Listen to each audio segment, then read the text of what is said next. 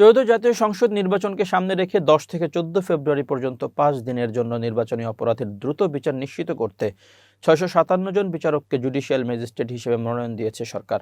আইন মন্ত্রণালয়ের আইন ও বিচার বিভাগ মনোনয়ন দিয়ে জুডিশিয়াল ম্যাজিস্ট্রেটদের তালিকা নির্বাচন কমিশন সচিবের কাছে পাঠায়। মনোনয়নপত্রে বলা হয়, আগামী 12 ফেব্রুয়ারি ত্রয়োদশ জাতীয় সংসদ নির্বাচন উপলক্ষে 300টি নির্বাচনী এলাকায় ভোট গ্রহণের আগের 2 দিন, ভোটের দিন এবং ভোটের পরের 2 দিন, মোট 5 দিন 10 থেকে 14 ফেব্রুয়ারি দায়িত্ব পালনের জন্য সুপ্রিম কোর্টের সঙ্গে পরামর্শক্রমে জুডিশিয়াল সার্ভিসের 657 জন বিচারককে জুডিশিয়াল ম্যাজিস্ট্রেট হিসেবে নিয়োগ দেওয়া হয়েছে।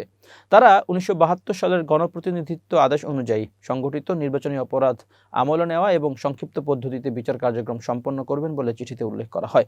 প্রজ্ঞাপনে আরও বলা হয়, মনোনীত ম্যাজিস্ট্রেটরা গণপ্রতিনিধিত্ব আদেশের আওতায় সংগঠিত অপরাধে the code of criminal prosecutor 1898 অনুযায়ী ব্যবস্থা নিতে পারবেন। এর আগে গত 3 ফেব্রুয়ারি নির্বাচনে আইনশৃঙ্খলা রক্ষায় সারা দেশে দায়িত্ব পালনের জন্য 1051 জন নির্বাহী ম্যাজিস্ট্রেট নিয়োগ দেয় জনপ্রশাসন মন্ত্রণালয়। নির্বাহী ম্যাজিস্ট্রেটরা আগামী 8 থেকে 14 ফেব্রুয়ারি পর্যন্ত নিজ নিজ এলাকায় ভ্রাম্যমাণ আদালত পরিচালনা করবেন।